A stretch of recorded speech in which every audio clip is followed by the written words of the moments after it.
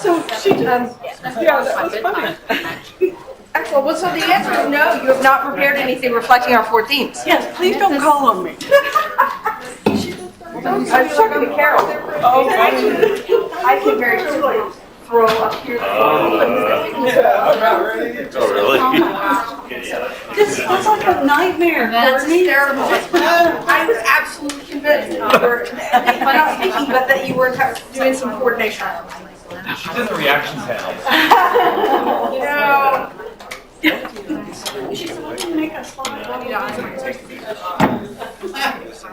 I'll tell you afterwards. I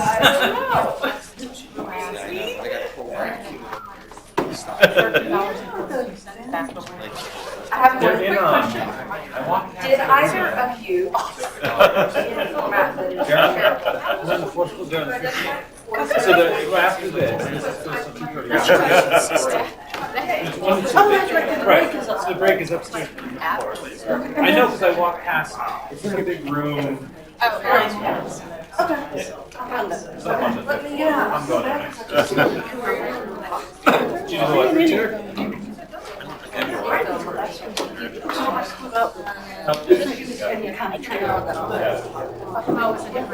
But it's nice, yeah. Why is it so far away? Yeah, that's okay, I think I'm good. I brought two. You have to talk really loud. You can do it.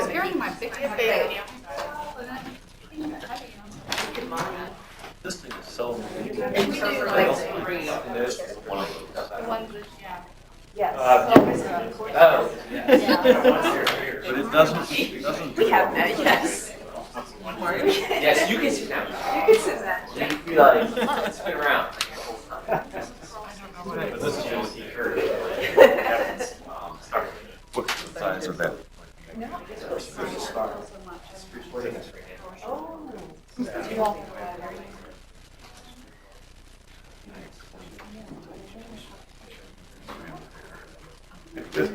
Yes, Elmer, we're aware that we're being recorded. We're good. Okay. Just double checking. Did you see that the university? So this is Especially you. This is a reminder that you're being recorded as you're whispering in the back of the room. I'm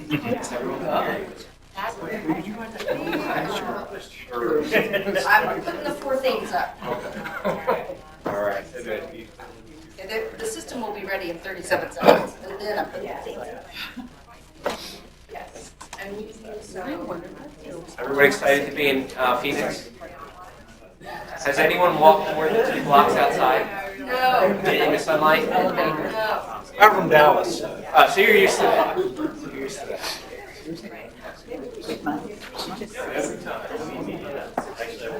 We don't know each other, let alone you. So it's, In front of that front table might be the best thing. That's what I was Today. thinking, yeah. Let's go 3 chairs. yeah, I thought one.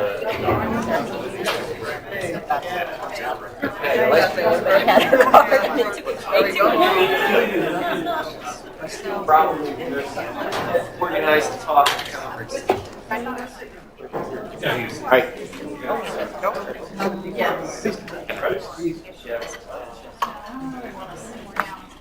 Well, then we'll just bring 4 chairs. I can just hover behind you. Should we use a microphone? Yes, you can hover. Hello, everyone. Is this actually? Is it on? Yeah, it's kind of on. Welcome to our talk, which is on how to talk to your dean or other decision maker. Before we start, are there any deans or decision makers in this room? Because we want to know that before we start talking about them. Okay. With that being said, I'm going to pass it to Chris. So we were hoping that today would be sort of a conversation. We do have some themes that we came up with that you can see displayed, and I'm going to ask some questions to get things started, but we want you to break in and interrupt and ask questions or add your own thoughts to whatever we're talking about, or ask us to talk about something entirely different. I am Chris Niederinghouse. I'm the Associate Dean for Library and Information Services at Georgia State University. In my current position, I do not supervise IT, which there are things that I miss, but I also don't miss getting calls about printers. And so I wanted the rest of our folks to introduce themselves so that you have an idea of where we're all coming from. I did used to supervise IT, so I do know a little bit about it. I'm Chad Covey. I'm from University of New Mexico School of Law. I'm the law IT manager. I've only been in the position, I've been at the school there for just going on over 5 years, but just started as manager and dealing directly with our two deans. We have the co-dean system. I think, that's right, yeah, you guys modeled it. So we have two deans, and so my dealings with them have only been going on for about 6 months, 5-6 months. So I guess I'm a newbie here. I'm Courtney Selby. I'm at Hofstra University. I've been there 6 years, and I have 3 full-time jobs there. So I'm the director of the library, I'm the associate dean for IT, and I'm a member of the faculty. I report in 2 of those roles directly to our dean, who is a new dean. So I'm going to probably say a few things about breaking in a new decision maker. Hi, I'm Vicki Shibchak. I'm at the University of Hawaii, and I'm probably at one of the few law schools these days that does not have a CIO or a head of technology that sits at the senior advisors table, which leaves a lot of questions for me or for my colleague, Brian Huffman, who's in the audience, who's our electronic services librarian. So that's about me, and if we manage to make through all of our themes, I'd like to share what that situation feels like from our perspective. Hi, my name is Tom Ryan. I'm with Rutgers University. While I did comment that we have co-deans, I believe UNM has co-deans at the same campus, whereas Rutgers has a co-dean, one in residence in Camden and one in residence in Newark. The other interesting thing about me, I gave a talk about it a couple of years ago, is I am actually not a law school employee and have not been for years. I'm actually in the chancellor's office of our campus, and I support IT for a large portion of the campus, including the law school. I was formerly a law school employee, and so some of the themes that we'll talk on about here are kind of interesting because how the conversation is different when you're trying to have a conversation with people you have dotted line reporting relationships to, as well as the people above them who are actually giving money to those people, and so it's kind of very interesting, especially in RCM. So, before we started, I actually just wanted to sort of give everybody an idea of who all's in the room. So if you identify as an IT person, raise your hand. Okay? And if you identify as a librarian, raise your hand. And if you identify as something else, raise your hand. Okay. As ed tech, what kind? Well, I know what. We know what Greg is. Yeah, we know what Greg. What other things? Online learning. Okay. Yeah, so online learning. All right. I just thought it would be interesting to see who all was here. So the first theme that we're going to talk about is sort of the idea of framing your department in the best possible light. And I think Tom is going to start us off with that. Okay. All right. One thing that has been a little bit of a trend. So let me ask this question. For those of you that are IT, right, obviously I know we're worried about shrinking budgets. So one of the reasons why I'm in a new role is because the campus decided, and so it's kind of funny, we just had that first kind of reorg a few years ago, and we were fortunate enough that the law school IT department was the IT department that was chosen to take the lead of the other IT departments as part of our merger. So we've had that a couple of years ago, and right now, actually Tuesday, I was in a meeting with an outside consultant for about 6 hours about looking again yet at IT on our campus level and how we work within the university. So one thing that's become very important is how do you make yourself peer positive. And so what we've done is a lot of very not totally new concepts, but we have something called PR Friday, where we send our staff out to constituents to help them to go out and actively look for problems and not wait for someone to report an issue. And we've had great success with that, just finding the little things. And it's more important now than ever because there is this, everyone's looking at you under the microscope and they're looking at the services that you provide and whether there's a value to the services that you provide. And so by getting the staff out there and getting their faces known, and the other thing too is we have 23 full-time staff members in our department. And so before, when we were just a law school, we kind of flew under the radar. Nobody looked at us and said, wow, you're potentially overstaffed.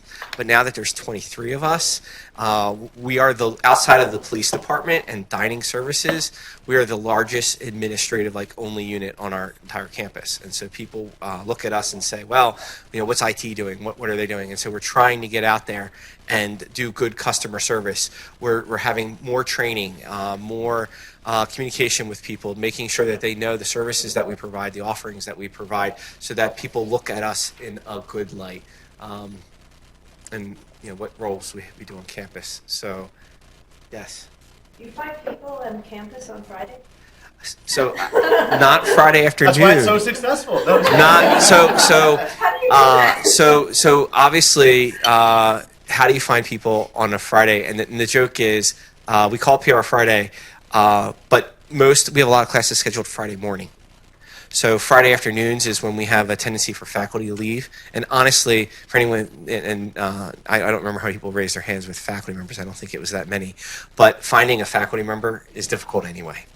And so what we rely on in our PR Fridays is to talk to their administrative assistants who have to be there Friday afternoon to ask if they're aware of, and we tell them when we go and we visit them, say, is there anything, are your faculty having any problems that we could address for them? And it's funny because we find simple things like, my great antidote is the person who had a key that was sticking on their keyboard. We replaced that for them before it became, oh my God, I can't log in because the T key doesn't work anymore. That's my password. And so, going out and being proactive about it has actually, I think, paid dividends for us. Our HR department, as part of Service Excellence, did a campus-wide survey and asked people, are you happy with the services that IT is providing? And so I think we had 186 respondents, which I think is pretty good. And I think we had a 94% rating that people were happy with us. And I was thinking, wow, we could do better. We could be higher up on that list. And I talked to the HR department, and they said, oh, you have nothing to worry about. You're 20 points ahead of the next non-RUPD. Apparently, our police department, everybody likes the people who guard them in Camden. But outside of that, we had very good rating. So there's the answer. Any questions from the audience? Right. So, I could, there's some other things, we could talk probably more about it. Is anyone in here going through RCM or something, Responsibility Center Management? Has anybody heard of that? Anyone besides us? Right. So I'll just warn you all right now, and I think you all agree with me on this one. If you hear RCM coming from your administration, run. Okay, it is very scary. It is where they put everything under the microscope and look at it. And we could talk about cost centers and what have you, and how it's impacted the law school with RCM, where they come in, they start charging per square foot. So I see people in the back, they're shaking their heads, so they know what I'm talking about. But so you have a law school, I'll give you an example in Camden. How many in here have suffered enrollment declines? Right. Everyone pretty much has suffered. The people who haven't are still in denial. But I know there's schools that haven't had enrollment decline. Maybe they're in Hawaii where everybody loves to go. But so you have a school, and let's say you have 100,000 square feet, and you built it, and everything was going good, and then RCM comes along, and RCM says you now have to pay $1 a month for electric, $1 a month for cleaning, $2 a month for this type of service. And they've done this at our school, and they've come out with figures. Everything gets $1 associated with it. And so you know what's happened? The law school has started returning classrooms to general classroom inventory for the campus because we can no longer afford the space that we have. So run if you hear RCM. Actually, I want to follow up with something you said Thank you. Okay. I want to follow up on something that you said a few minutes ago about your 94% approval rating. The one thing I was going to mention under this particular theme is that one of the best things you can do in a very practical way for making, continuing to show your department in an appropriately attractive light is to keep data. Keep data, collect data, think about the data that's meaningful to the decision makers at your institution, right? So you report to somebody that's very different from the person that I report to. So I'm thinking very specifically about a new dean and her expressed, sort of vision and goals. And I'm looking for any data we have to sort of back up the positive work that we're doing, right? So that piece of data that you said you had, I'd have that all over everything I gave to her. And I think we too often get busy doing the work and forget that keeping a little bit of data about the work that's being done and polishing it and keeping it presentation ready is one of the most valuable things we can do in overall impression, besides doing a good job. Right? You do the good job first, but then you keep data on that and use it to your advantage. I need to have a follow-up to that as well. So, measuring and keeping data is actually a discussion right now that library directors are having. A little bit. A little bit. Because of the ABA questionnaire and dropping the library portion of it. I think data is important, and if you deliver data to a dean that doesn't have a good background in technology, so my dean, God bless his heart, still has a flip phone, and I can't text to him. I have to text to an associate dean because he doesn't accept text. So when I show him data, particularly with our IT statistics, our databases, trying to get more money for electronic resources based on reports that Brian is giving me, for example, I have to break it down and keep it very simple. And I can't use terminology that he doesn't understand because he's going to get confused and he's just going to give me that blank look and say, Vicki, I don't understand what you're saying to me. I don't know what those words mean. So keeping data is important, and like Courtney said, you have to polish it. And by polishing it, you have to know your dean and their personality and what their background is to make the data make sense to him or to her. Yep. Yeah. And to follow up on that, so I think in anything, right, it's really important that you think about how the person who's receiving your communication prefers to receive information. And people have different styles. And I actually ask, like if I start somewhere new and I'm talking to the dean, I say, how do you like to get information? And some people have actually thought about this, and some people it's like a brand new question that they'd never considered in their life before. Some people want lots of detail, they want a long narrative. Some people want bullet points, brief responses, and they'll ask you for more detail if they want it. And I think that sort of having a better understanding of how whoever it is you're talking to likes to get information and what they'll best respond to is something that's helpful as sort of the preemptive. We've been talking about what do you do sort of preemptively to make the department look good. I was going to talk about what happens when you're staying in the elevator and somebody gets on and starts complaining, in my case, about the library, and you're sort of like, this wasn't what I expected as I went to get my bagel in the morning. And how you respond to criticism. And to me, I break down, so there's criticism over what services you're offering. Either they don't like the way you're doing it, or you're not doing something that they want you to. And then there's criticism that has more to do with personnel management, which is always a lot harder, in my opinion.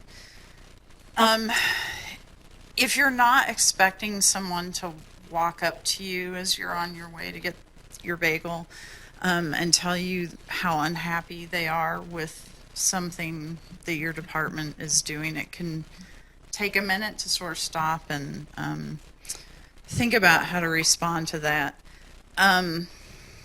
I try, for the librarians in the room, I sort of think of it as a reference interview, right? So they're angry about this thing that they're telling me about, or they want us to do something for them. But what I need to figure out is, what are they really trying to do, and what is it that would help them? So if you can get at what is it that you're trying to do, and you can figure out a solution, either you already have a solution and they're just not asking the right question, then that is pretty easy. There are times, recently we have a faculty member who's retiring, and he wants to finish a book that he's been writing. So I'm innocently sitting in the faculty meeting, and this man who never speaks to me comes and sits down next to me. I got a favor to ask, Chris. I need an office in the library. No. but no. But you have all those study rooms. Yes, and they're study rooms and they're not offices. No. So sometimes you just have to shut them down. But there are a lot of things that people ask for that there can be a really easy solution to find that for them.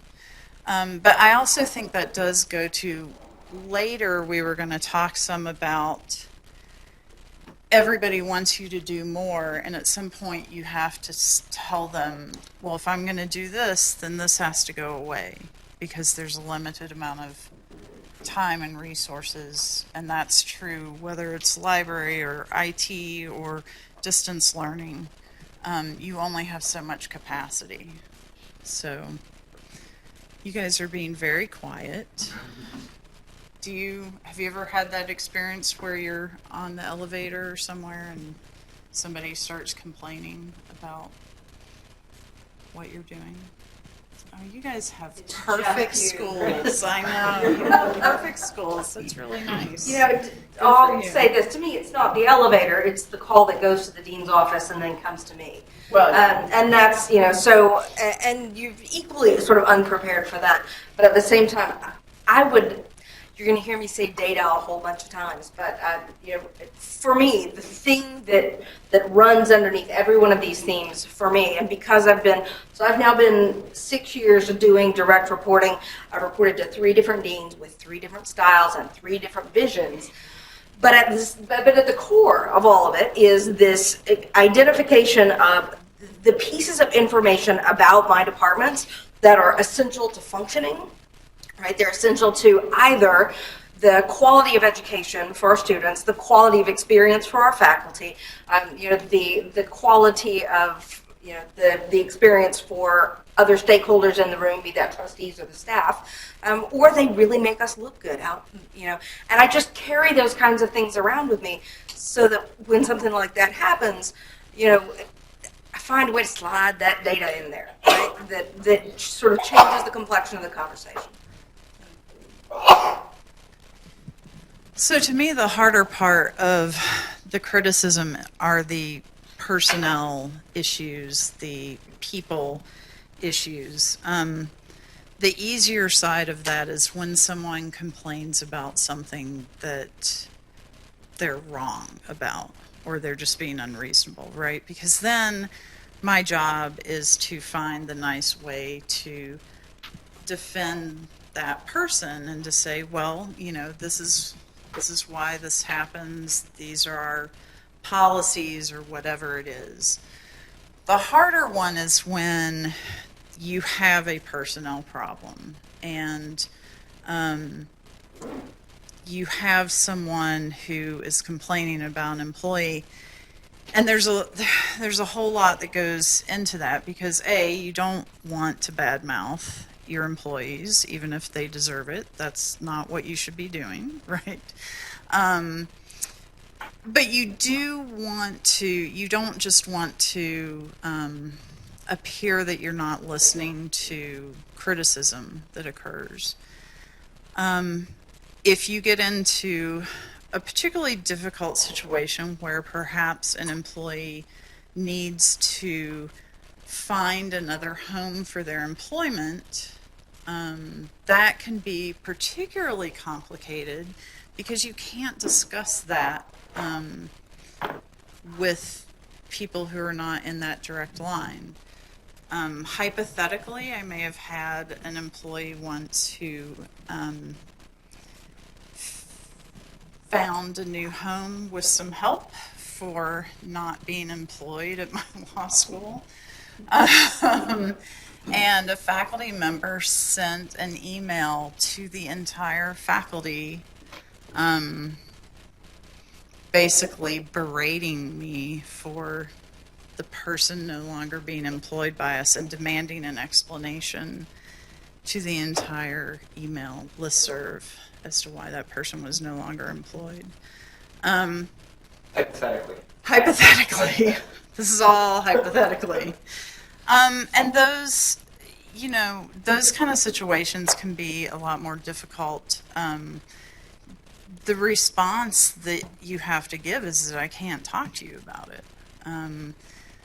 But sometimes people feel like they're owed more of an explanation. And it's a painful situation for anyone, hypothetically.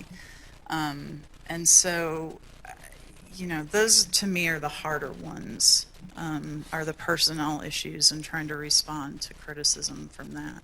So. Just out of curiosity, we have a really good HR manager and also building and a number of other roles she fills, but does anyone else have someone who, rather than, you know, you're a direct line supervisor, it could be students as well, but rather than you having to field that question, you have someone in HR who can do that for you? Or either I just upstream, could you go to your university HR? I guess I'm particularly advantaged having this person then, because yeah, that would be something where we've had those types of email and other conversations where somebody has raised questions about, you know, roles and responsibilities and why is somebody here, why is somebody not here, and our HR people have been very good about getting in front of that, basically clamping down, saying, you know, this is, despite it being a faculty governed department in college, that, you know, HR matters are still confidential and it's not really something you can discuss. So hopefully if maybe if an organization has enough of a conversation along those lines that maybe somebody could fill that HR role, so it's not, because when you have a bunch of supervisors maybe doing it differently, separately, it certainly introduces some risks there. Well, I think one of the, you're absolutely right about that. If you have a good HR, either in-house or outside, they can be a huge help. I think there's an extra layer if you're also a faculty member, because, for example, someone might decide that they want to bring up an issue like that in a tenure meeting. And so it becomes a little more complicated if you also have a faculty role, which a fair number of the library directors have a faculty role. And trying to separate out your role as a faculty member versus your role as an administrator, and trying to sort of navigate those waters. So. I wanted to talk about a different type of criticism of services, and I want to talk about student criticism.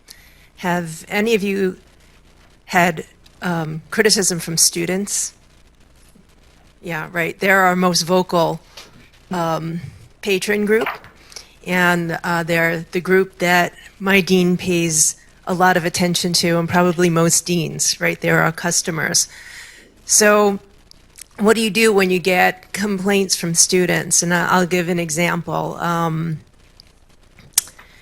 We had what was called a computer lab when I got at my law school, but it really was just a space with computers for people to use It was in an open area. You couldn't use it for instruction or anything like that. And I decided that space was not useful anymore, and I could use it to greater advantage, creating a special collection that met our mission and our needs, which we ended up doing. But I did get a lot of criticism from students about getting rid of those computer stations, even though they weren't being used. And I knew they weren't being used because I was collecting data. Every hour, I send people around the library and they count where everyone is and what they are doing. I know it's very Big Brother-ish, but that data comes in handy. So when the dean called me up and said, hey, the students don't like what you did with that computer lab, I walk in with my folder of data and I explain to him why I did what I did and what I have turned that space into, and I show the usage numbers with the new space. And it makes a big impression, and everything deflates. And what do I do then? I call up the student government. Right? We all have student governments. They can be your allies as well as your enemies, but try and think of them as your allies, and you can go back to them and have that same conversation with them, or have it with the dean in the room, and then they can bring it back to the student body. Right? They're smart people, and when they see the data and the explanation that goes along with it, it makes a difference. So criticism can come from so many ways. For us, at our school, when it's student criticism, that's the biggest problem. Along another thing with the students, I don't know how many of you all have them, but we have a student advisory board for the library. And several times a semester we buy them lunch, and they come in and tell us what they don't like or do like. We use them as a sounding board. You know, we're thinking about doing this. Do you think that the students would like it? They're actually elected now as part of the SBA election. It's kind of interesting. And we have people run for this office and do that. But it's been very helpful. And at the same time, I think it makes the students feel like they have a more formal conduit to the library. So we actually made a mistake, not this past fall, but the year before, when we did our hours around Thanksgiving, and we made a typo, and then everyone had relied on it, and nobody sort of caught it, and the students, understandably, were all riled up, and they were, posting on Facebook unhappily, and one of our advisory board members just called me and said, are you aware of what's going on? And I was like, no, because I'm not on their Facebook page, because it's a student only. They have their own student only group. But it was really helpful because I was able to say, what do you mean we're closing at 6 o'clock? We're not supposed to be closing at 6 o'clock. And so within half an hour, 45 minutes of that starting to bubble up, we were able to respond to it because we had someone who felt like they could just call us up. And then in return, we told them how we were fixing it, and they went and posted on the Facebook page and said, oh, don't worry, it was just a mistake. They're fixing it. Don't worry about it. And it went away. So I think sometimes having formal relationships, either through student government or something like that, can be really helpful. What? Yes. It's 1:34. So I was going to suggest we move. Yep. So the next theme is money. I'm sure we all have plenty to say about money, and Courtney's going to start. So how many of you have, if not direct control, direct conversations with the decision maker in your budgeting process? Okay, excellent. So I think there were sort of three brief points. It's empty. There are three brief points I wanted to make with respect to money matters. And again, since I've had the opportunity to work with three deans who wanted things three different ways, there are commonalities that I found in all three. One was that I went personnel forward and personnel first, and I tied every service to the ability of our existing or potential personnel to either deliver or not deliver that service. Right. So I actually gave an org chart with people's faces in them, particularly in tight times. I think identifying the humans that make the magic can be one of the most valuable things you can do. And so you immediately, for me, it has been useful to immediately humanize my crew. Because without them, you know, you can have all the tech in the world, and you get a faculty member come in there and poke their finger in it, and then now it's dead. So I'm also a member of the faculty, so I feel like I can reflect on faculty ability to poke their fingers in things, and then for them to die. So there's that. Humanize the crew, and identify the services as a function of the people that are involved. 2, how many of you pay for student printing stuff out of your budget? Do a really, really, you know, lowbrow but definitive pie chart of where your budget goes. Right? When my dean saw that 33% of our budget went to student printing needs, and that's to toner, that's to maintenance kits, that's to new machines when somebody got mad and poked the machine. We have a lot of people poking things at our school. I don't know about y'all, but so that was an incredibly useful pie chart. Right? It only had 5 categories. I didn't do things in an incredibly granular way. But when you have 5 categories and a third of your budget is going to a particular thing, we can look at that, right? We can address that. So that was something that was really useful for us in terms of the money matters and the question about, you know, is IT in fact a giant suckage of funds? Well, not if you take student printing out. You find that we're actually quite efficient. Right, so that was incredibly useful. And the other thing that I would say is, and I learned this more in the library than I did in IT, but I've learned it in both, which is you can't always be the team that can do more with less. You can't always be the team that can do the same amount with less. There's a point, and you'll find it in your heart, or you'll find it by talking to your team. But there's a point at which you have to look back at decision makers and say, with less, we will do less. Here are your choices as to what you would like us to eliminate, but you have to pick, right? We can no longer do more with less. So those are the 3 things that I've learned in the money matters situation with IT that I think have been the most useful takeaways from my last 6 years. And I think in our back and forth preparing for this talk, Courtney, you had a very nice way of putting it, I think it was your low, your medium, or your high choice, the 3 choices. Was that how you phrased it? Yeah, the most desirable, least desirable? Yeah, most desirable to least desirable, yeah. And shoot for the one you want, I guess. Yeah, my least desirable option that I give is always an option I could live with. I've never offered up a least desirable option that I couldn't live with, because you may in fact have to live with it. So I want to talk about a different part of Money Matters, and that's about asking for more money for your staff. I live in a remote location, thousands of miles away from the rest of you. We have a finite sum of money. We're given $3,000 per person, faculty. All of our librarians are law faculty at our law school. So everybody's treated the same. And that about gets us to 1 conference. And that's just not enough for poor Brian.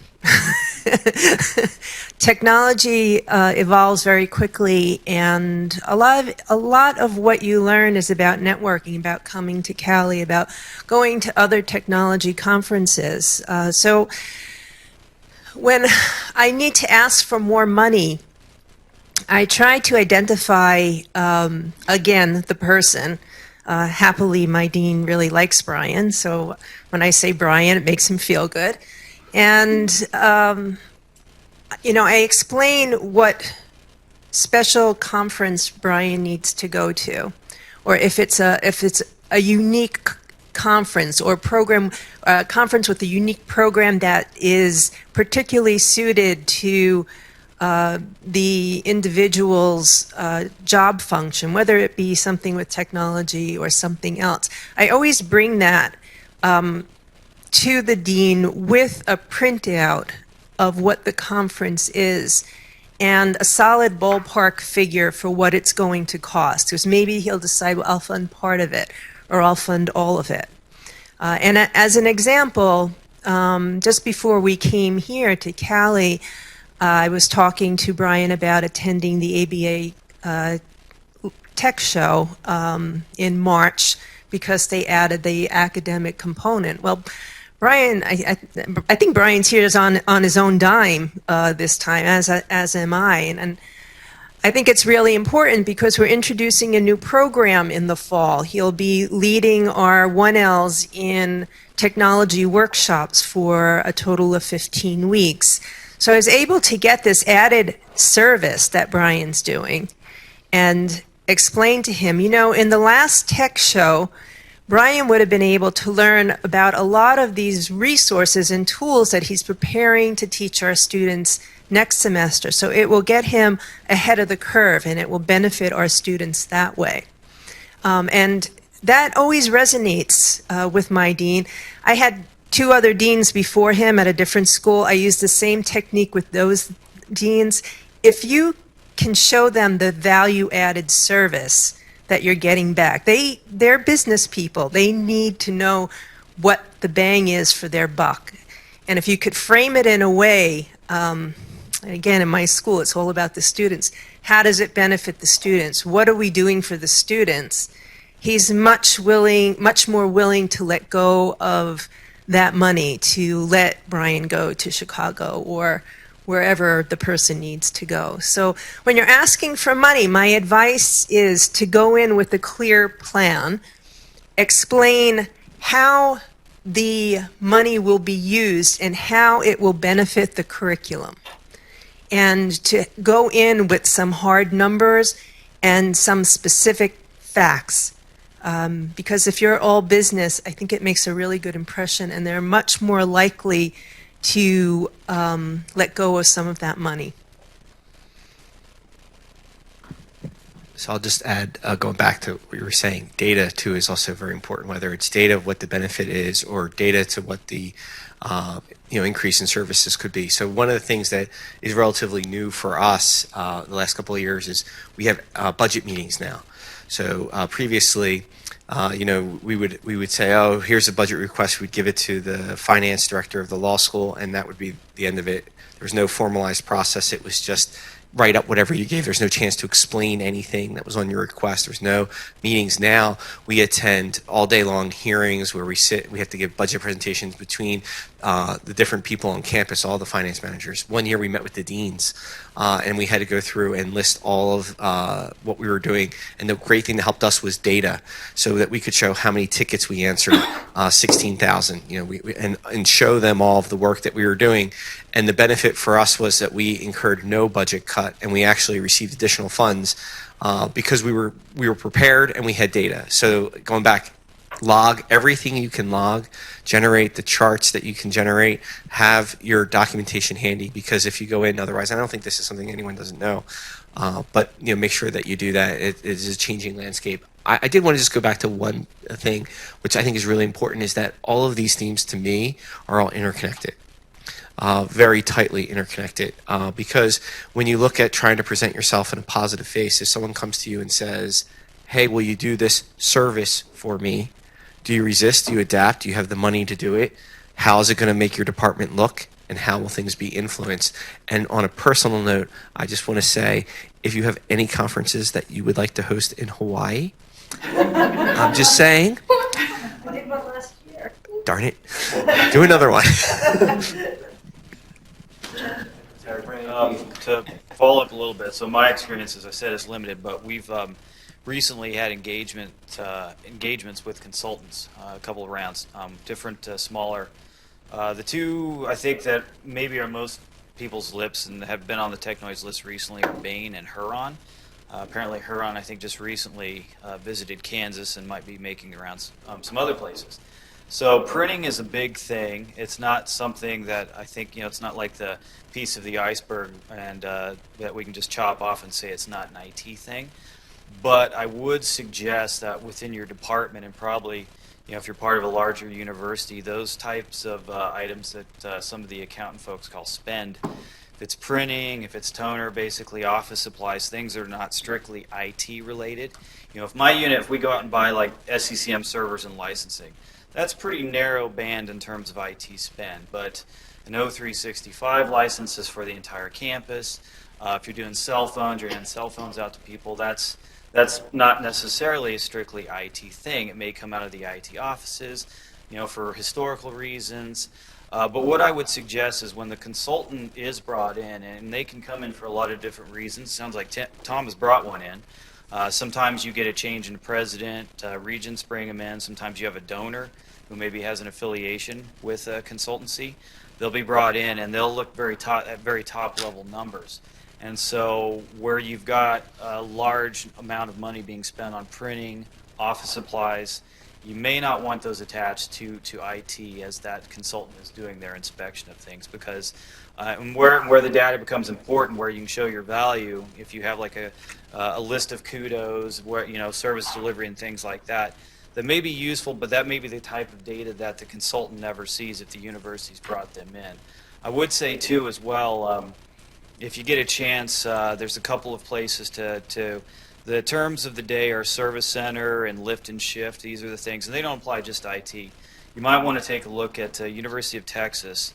There's an interesting conversation going on there. One of the things that you get, and it's maybe not a deliberate thing, but the consultancies, they move in pretty quickly. They're moving very fast. And so there are times when their numbers and their graphs do not jibe with reality, and it will ultimately mean jobs. In the case of UT, the consultant there was off in terms of what the projected savings were calculated to be over 10 years by about $113 million. They promised or anticipated that UT would enjoy something along the lines of $118 million saved over 10 years. Some other analysis counter to that suggested it might be about $500,000 over 10, so roughly I think $5 million instead of 118. So when you have consultants come in and they start producing graphs and numbers, really, really look hard at those numbers, because somebody is going to build a narrative off that, and the numbers and the graphs could be wildly, wildly wrong. So again, it's not about intent. It's just they're moving quickly. They're maybe looking at a slice of data that's different from what you and your university understand, and you want to be able to challenge those things and talk about it.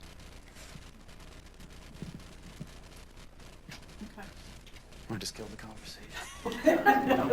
It was the consultant where they killed the conversation. And I wanted to, what Tom was saying, I do think these themes are interconnected, and our next theme is resist or adapt, and how do you choose?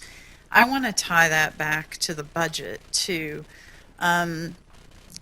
because so recently, like many people, we took a pretty significant budget cut. And in part of the conversation, talking to my dean, there were sort of two choices.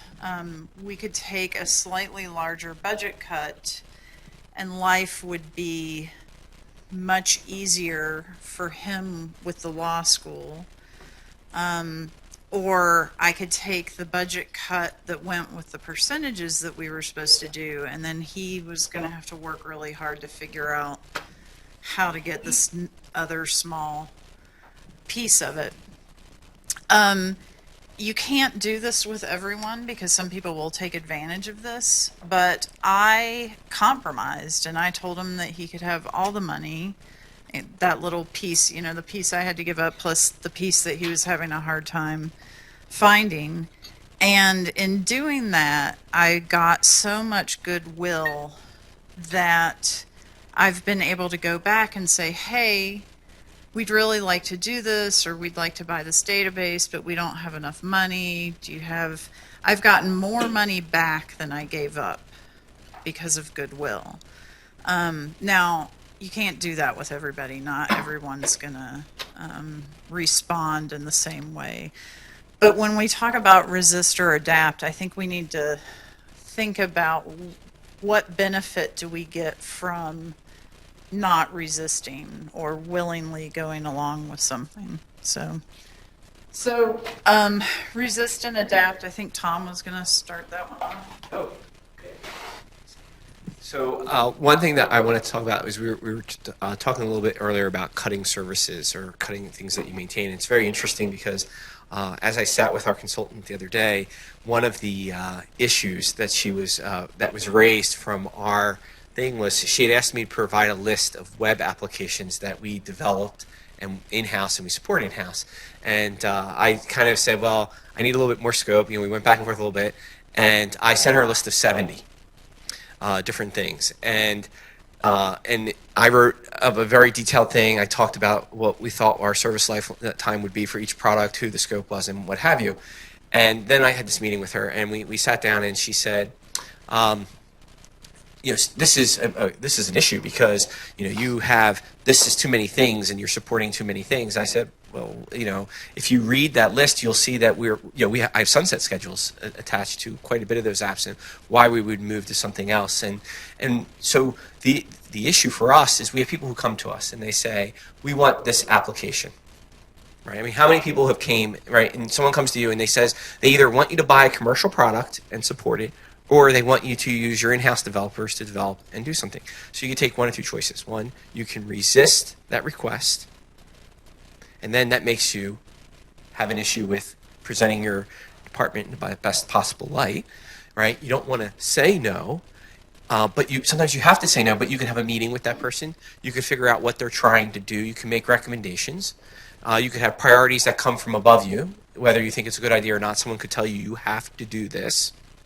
And so you have to decide what you want to do. And more so for, I think now with budget cuts and money issues, that if you become the Department of No, that is extremely problematic. Nobody wants to become the Department of No. And so you have to find the middle ground. You have to figure out what you're going to do. And I tell Tim, who's in here, he's in charge of our developers, I say, whenever we develop an app, we have to maintain that app. It's not just enough that you build it once, you can't forget about it. You have to maintain it. And so it's a balancing act as you move forward, because you don't want to be an impedance to someone doing something that they consider very important to them. And I'll give you an example, since you were talking about the professor who won at the office. 20 years ago, we had this very sweet professor, and every single day he came to my door, and he would knock on my door, and he'd say, hello, and he would ask for help with this project, this book that he was writing. He was, I think, in his late 80s when he started doing this, and every day I would help him, and he was a very sweet older gentleman, and one day the knock was no longer there at the door.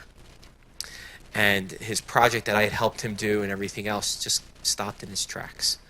But I think that I helped him, even though it was, he was just like, he was one of those people who would come and it would be 5 seconds and you would make him happy because you would help him. Obviously, we don't have time for everything, but we have to make sure that we don't resist. That will get us nowhere. Sorry, I would add too, if you resist too much, you're going to have a whole bunch of shadow IT to deal with. They'll go out and they'll buy their own thing. Or Our university is currently doing a shadow IT audit. Anybody else having that wonderful experience? Yeah, and I think the shadow IT audit at this very moment is a great opportunity for me to look at whether I have adequately conveyed the robust nature of some services to our entire constituent community, whether there are things we shouldn't be providing that we are, or we should be providing that we aren't, things that the university ought to take, charge of. But those conversations, I think, are the shadow IT conversations actually get to a very good point about resisting and adapting. What can we provide to keep people in a secure environment? So I was wondering, with 5 minutes left, if we should do theme 4, which is influencing IT decisions, both if you supervise IT and if you don't supervise IT. So I'll say one thing very quickly about that. One thing that the consultant said that I actually enjoyed, I thought was very fun, was she said that she was talking about governance of IT and IT decisions. And she said, without that, IT will make IT decisions. Anyone ever hear that statement before? Right? And it's very true. So without spending too much time talking about how you influence IT decisions, my recommendation to everyone would be to, obviously, everyone gets the larger theme here. Don't let IT make all of the IT decisions. So I'll follow up on that because, as I said when we started out, we don't have a CIO, and the person who is in charge of our IT department doesn't have a seat at the senior administrator's table. And he's a great guy. His office is in the library. We have a good relationship with him, but he makes IT decisions. And I sort of feel that my role here is to be his advocate and to try to get our school to send him to Cali so he can develop a vision for the school. He can put equipment together. He just built a smart wall in our conference room in a week. He's very smart, very congenial, willing to do whatever you ask. You might have to remind him every once in a while, but he's there for you. But he doesn't have the background of education or legal education, does not understand what the faculty need, and is not in a position to bring us forward with technology. And really the only people who have that level of knowledge are housed in the library and are the librarians. So we're in the corners whispering, but what can I do to help? Well, I can advise my dean, who still uses a flip phone and doesn't text, and he does look for advice. But money is scarce, so it has to be on a shoestring. And in order to get the best value for your dollar, I think the IT person has to be given the opportunity to be educated as well. So my relationship with our IT person is, I sort of feel like, I have to be his cheerleader. I have to go into the dean and say, hey, you have to send him here, or you need to hire an ed tech person to teach the faculty how to do all of these things with this equipment because they don't know how to do it, and neither does he. And we only have 5 librarians, so we can't do it. Talking about horse trading, if you want us to do this for you, then we can't run your Aloha campaign this year. Or whatever the trade-off is. Yes, we have an Aloha campaign. I am not making that up. And yes, we are running it this year. So we don't have a lot of time. We have 30 seconds. I don't know if you wanted to say. 30 seconds. My 15 of those seconds would be develop the ability to write an extraordinarily good and clean executive summary. That's been my sort of goal in the last couple of years, and it turns out that this new dean, that's all she really wants to see. And being good at that, being good at conveying information in a succinct way, has helped me to influence the decisions she's making about donor money for IT purposes. So that's been an incredibly valuable thing. Keep your data clean and succinct, and smile a lot. That works well too. I guess so. Do we want to take questions? Are there any questions? Has anybody had consultants visit? I'm just kind of curious. Did it go over well? No one I wants have a to. question. What kind of time do you try to get with your deans? Weekly meetings, monthly meetings?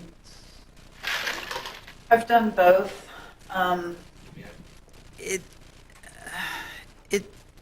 in part, to me, this goes back to sort of how they like to get information. I've had deans who really prefer a short email. You have to get in front of them. The question is how often. And the other thing is if even so, I'm meeting monthly with my dean, but I can walk down to his office and either pop in on him for 5 minutes, or his administrative assistant will find some time for me. Once a week, I've done that too. To be honest, that seems a bit of overkill just for the situation I was in, but I think it depends on what the situation is. But you definitely, I mean, I have talked to people who never had meetings with their deans, and I think that's a huge mistake because you're the person who should be advocating, whether it's advocating for the library, advocating for IT,